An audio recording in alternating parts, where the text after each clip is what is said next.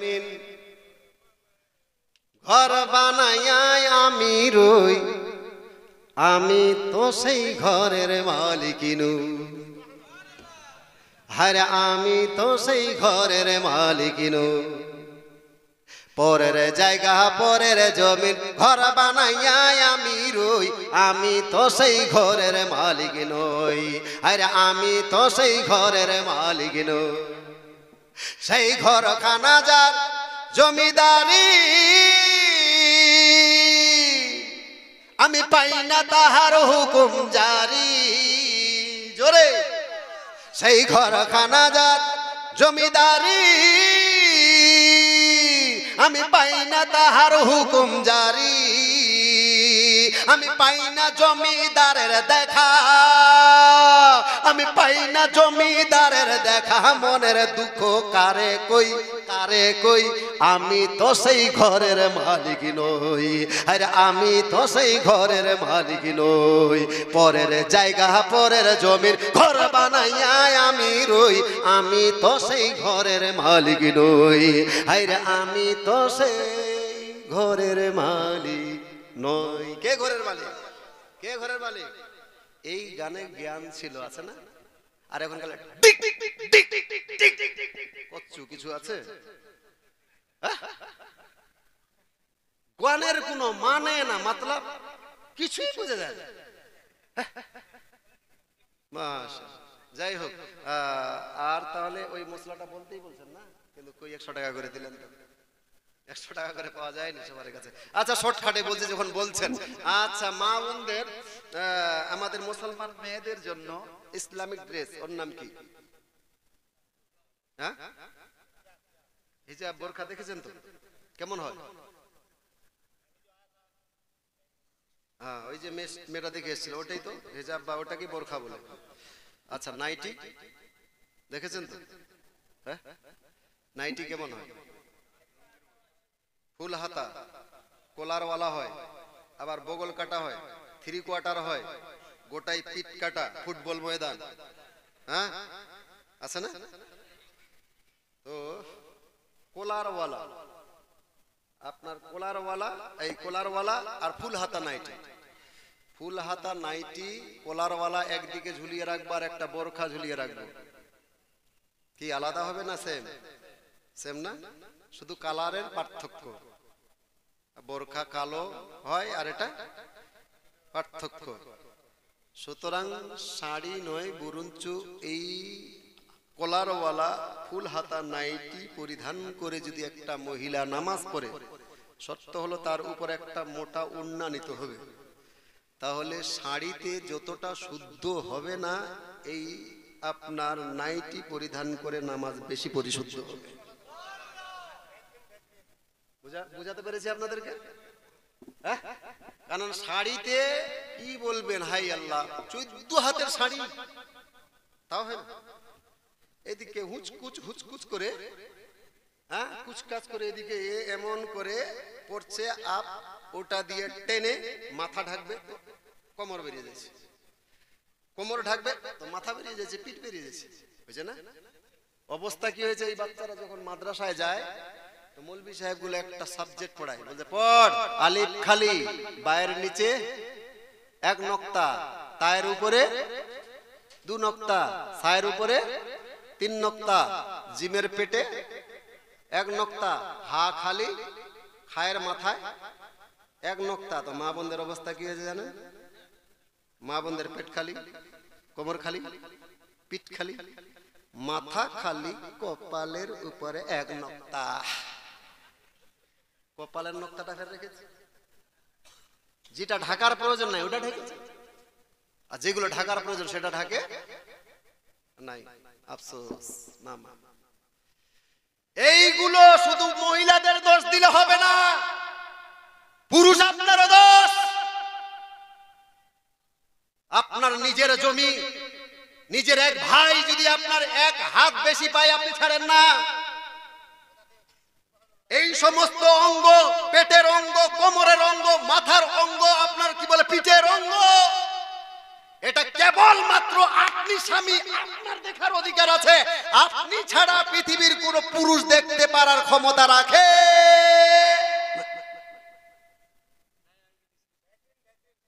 আরে গায়ের লোক তো দূরের কথা, আপনার ফ্যামিলির মধ্যে আপনার দেওর দেখতে পারে না, আপনার ভাসুর দেখতে পারে না, আপনার শ্বশুর দেখতে পারে না। আপনার ভাই আছেন, আপনার ভাইও দেখার অধিকার রাখে। আপনার বাপ যে জন্ম দিয়েছে মা, সেও দেখতে পারে। আরে আপনার বাপ তো বাপ, আপনার মা যে মেয়ে মানুষ না, আপনার মেয়ে মানুষ মা, সেই মাও দেখতে পারে।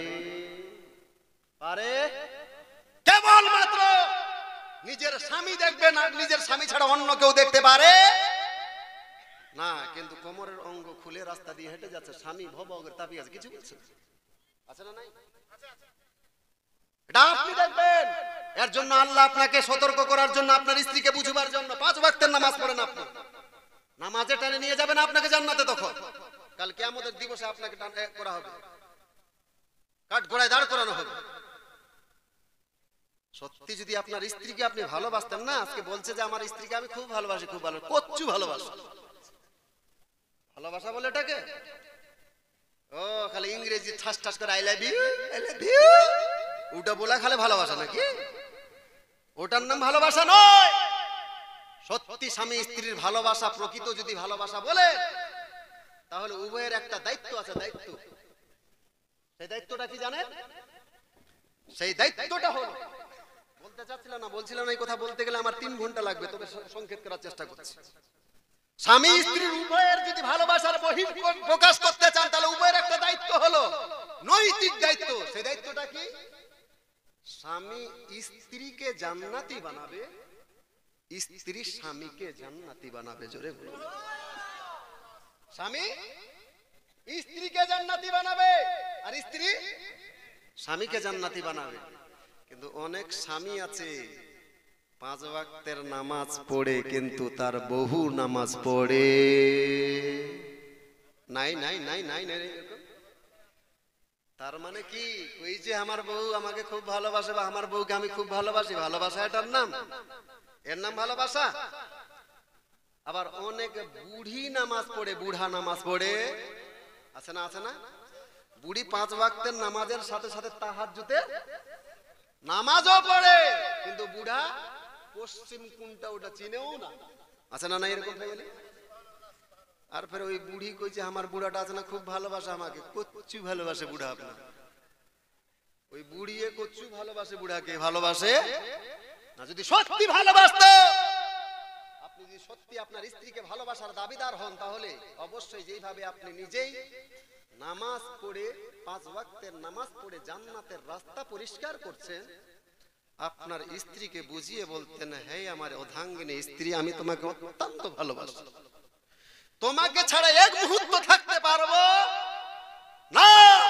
সুতরাং আমার ইচ্ছা হলো আমরা দুনিয়াতে যেমন স্বামী স্ত্রী হয়ে আছি না, মরার পরেও যেন তুমি আর আমি জান্নাতে স্বামী স্ত্রী হিসাবে থাকতে পারি। জোরে বলুন। এর জন্য আমি নামাজ পড়ে জান্নাতের রাস্তা পরিষ্কার করছি, আর তুমি নামাজ না পড়ার কারণে তুমি জাহান্নামের রাস্তা পরিষ্কার করছো। মুখের মা, সত্যি বলছি, আমি তোমাকে ছেড়ে থাকতে পারবো না। আমার ইচ্ছা হলো আমি তোমাকে নিয়ে জান্নাতে থাকবো।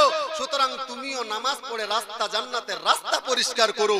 তুমি আর আমি, আমরা উভয়ে মিলে জান্নাতে স্বামী স্ত্রী হিসাবে থাকবো। জোরে বলুন। এটা হলো প্রকৃত স্বামী স্ত্রীর ভালোবাসা, যে স্বামী স্ত্রীকে জান্নাতি বানাবে। স্ত্রী বুড়ি তাহাজ্জুদের নামাজ পড়ে, আর বুড়া শুক্রবারের নামাজও পড়ে না। আছে না চাচা? আছে না এরকম? আর ওই বুড়া কোথা, আমার বুড়ি খুব ভালো, আমাকে খুব ভালোবাসে। ভালোবাসে? যদি ভালোবাসতো বুড়ি একলা একলা জান্নাতে যাওয়ার জন্য তৈরি করছে, আপনাকে কেন নিয়ে যেতে চায় না? ওরে বুড়া, তোকে নিয়ে জান্নাতে যাব, তুই আমাকে দুনিয়াতে জ্বালিয়েছিস। তোর ফাটা পায়ে তেল লাগিয়ে লাগিয়ে লাগিয়ে লাগিয়ে এই ফাটা পাও দিয়ে আমার বাড়ির লেপের ওয়ার ছিঁড়েছিস, আমার পাও ছিঁড়েছিস, তোকে নিয়ে জান্নাতে থাকবো। থাক, তুই জাহান্নামে জ্বলগা। ওই বুড়াকে নিয়ে জাহান্নামে আপনার জান্নাতে যেতে চায় না। সত্যি যদি বুড়ি ওই বুড়াকে ভালোবাসতো তাহলে হাত পা ধরেও হলো বলতো, হ্যাঁ অমুকের বাপ দেখো সত্যি সত্যি বলছি, আমি ইংরেজিতে বলতে পারি না সেই, কিন্তু আসলে তোমাকে খুব ভালোবাসি, তোমাকে ছাড়া থাকতে পারবো না। অমুকের বাপ তুমি নামাজ পড়ো না, আমার ইচ্ছা হলো তোমাকে নিয়ে আমি জান্নাতে থাকবো। জোরে বলো।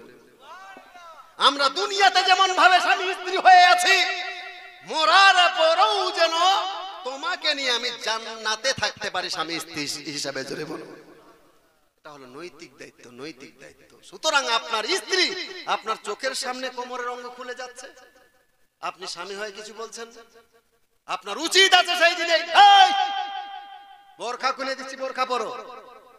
এই কোমরের অঙ্গ কেবলমাত্র আমি দেখবো, আমি আমার মেম্বারের জন্য না, আমাদের গ্রামের মেম্বারের জন্য ফ্রি করে নাই, আমাদের মোড়লের জন্য ফ্রি করে নাই। আমার মোড়ল দেখতে পারে না, মেম্বারে দেখতে পারে না। আবার অনেক এলাকায় দেখছি স্বামী কি বলে মহিলা আর পুরুষ একই ঘাটে গোসল করছে। আপনাদের এলাকায় আছে না নাই বলতে পারবো। আছে আছে। পুরুষ নামে কলঙ্ক, যাদের বউ এইভাবে ঘুরছে আপনার একই পুকুরে গোসল করছে। কি অবস্থা থাকে, মহিলারা দেখবেন বেশিরভাগ একটা এইভাবে কাপড় এখানে নিয়ে তারপরে গোসল করে। এই অবস্থাতে কে স্বামী ছাড়া কেউ দেখতে পারে? কেউ দেখতে পারে না। অথচ অনেক অজানা মানুষ, অপরিচিত মানুষ তার সামনে এইভাবে অর্ধ উলঙ্গ হয়ে বউ গোসল করছে, কেউ কিছু বলছে না। আর পুরুষ এইভাবে ঘাটে কিভাবে গোসল করছে? মা খবরদার, কাল থেকে তওবা করেন, আজ থেকে গোসল করার দরকার নাই। স্বামীকে কড়া বার্তা দেন, বাড়িতে টিবল করে দাও, মার্শাল করে দাও, আমি পুকুরে গোসল করতে যেতে পারবো। স্বামীর নৈতিক দায়িত্ব হলো, যদি বাড়িতে টিবল না থাকে, মার্শাল না থাকে, 1 কিলোমিটার দূর থেকে পানি ভারে করে নিয়ে আসতে হয় স্ত্রীকে গোসল করবার জন্য পর্দায়। স্বামীর নৈতিক দায়িত্ব সেই 1 কিলোমিটার করে ভার বয়ে স্ত্রীর জন্য পানি এনে দিতে হবে। এটা ইসলামের বিধান। আপনার স্ত্রীকে আপনাকে পর্দায় রাখতে হবে। পুকুরে গোসল করা যাবে, মহিলাদের জন্য আদৌ যাবে না, হারাম হারাম হারাম। রাস্তার ঘাটে পুকুর, কত মানুষ চলাফেরা করছে। মা অত্যন্ত বিনয়ের সহিত বলছি, মা আমি মৌলবি, আমার আপনাদের দুশমন নয়, মৌলবিরা আপনাদের দুশমন নয়, আপনারা ভাবিয়ে না দুশমন। আপনারা কি ভাবছেন দুশমন আমরা? কোথায় বাড়ি আমার, আপনাদের কাছে চিনি না, প্রথম এসেছি আমি। দুশমন নয় বাপজি। পৃথিবীর যদি কেউ আপনার আপন আছে, আমাদের মতো মৌলবিরা। আপনার বন্ধু বান্ধব চায় না আপনি জান্নাতে যান, আপনার বাপ মাও চায় না, আপনার আপন জনও কেউ চায় না যে আপনি জান্নাতে যান। কিন্তু মৌলবিদেরকে এত কথা বলার পরেও, 3000-4000 টাকা মাসে বেতন দেওয়ার পরেও এনি টাইম আপনাকে জান্নাতে নিয়ে যাবার জন্যই ব্যস্ত। সব থেকে জান্নাতে যাবার ফিকির আমরা মৌলবিরা করি যে আপনাদেরকে নিয়ে, যে আমরা সবাই যেন জান্নাতে থাকতে পারি, জাহান্নামে না যায়। কথা ঠিক না বল? নাহলে কি দরকার আছে একটা মৌলবি সাহেব মাত্র 3000 টাকা 4000 টাকা মাস পায়, কিসের জন্য? নামাজ পড়বার জন্য না? শুক্রবারে ভাষণ রাখতে হবে, ওটাও লেখা ছিল, লেখা আছে শুক্রবার নামাজ 5 ওয়াক্তের নামাজ পড়িয়ে দিবে। কি দরকার আছে প্রতি শুক্রবারে বক্তব্য করা, প্রতি শুক্রবারে? অথচ 3 মাসের বেতন বাকি। হ্যাঁ, 6000 টাকা 5000 টাকা বর্তমানে রিকশাওয়ালা যদি একটা এই যুগে একটা রিকশা কেনার পরে দেখে যে ওর মাসে 6000 টাকা ইনকাম হচ্ছে, পরের দিনে রিকশা বিক্রি করে দিবে, ঠিক কিনা? কিন্তু মৌলবীদের উপরে কুরবান যান, ওদেরও সংসার আছে। তারপরও ভাবিয়ে না যে ওরা কাম জানে না। কি আলিম সমাজ এই যদি যায় আপনার কোনো কাজে কোম্পানিতে, কি 10,000 টাকা পাবে না? 15,000 টাকা চোখ বন্ধ করে ইনকাম করতে পারবে। তারপরও দিনের খেদমতের স্বার্থে 5,000 আর 6,000 টাকার উপরে ইমামতি করছে। বউয়ের সেই রকম কাপড় চোপড় কিনে দিতে পারে না। আপনার ছেলে ভালো স্কুলে লেখাপড়া করছে, ওর ছেলেকে বেচারা প্রাইভেটেও দিতে পারে না। সুতরাং এই ইমাম তার সত্ত্বেও আপনার সঙ্গে দুশমনি করে না, এনি টাইম আপনাকে জান্নাতে নিয়ে যাওয়ার জন্য ব্যস্ত। বাবজি অনেক আলোচনা করতাম, আর যাই হোক, ইমামকে ভালোবাসবেন, বেশি করে বেতন দেওয়ার চেষ্টা করবেন। একটা বাচ্চাকে টিউশন পড়াবার জন্য মাসে মাসে 300 টাকা 500 টাকা দিতে পারছেন। নিজের ছেলে মেয়েকে টিউশন পড়ার জন্য 300 টাকা 500 টাকা মাস দিতে পারছেন। সেই ইমাম সাহেব আপনার জন্মের পর থেকে নিয়ে মৃত্যু পর্যন্ত, কবর পর্যন্ত প্রতিটি পদে পদে আপনার ইমামের প্রয়োজন। সেই ইমামকে মাসে 50 টাকা দিতে পারবেন না?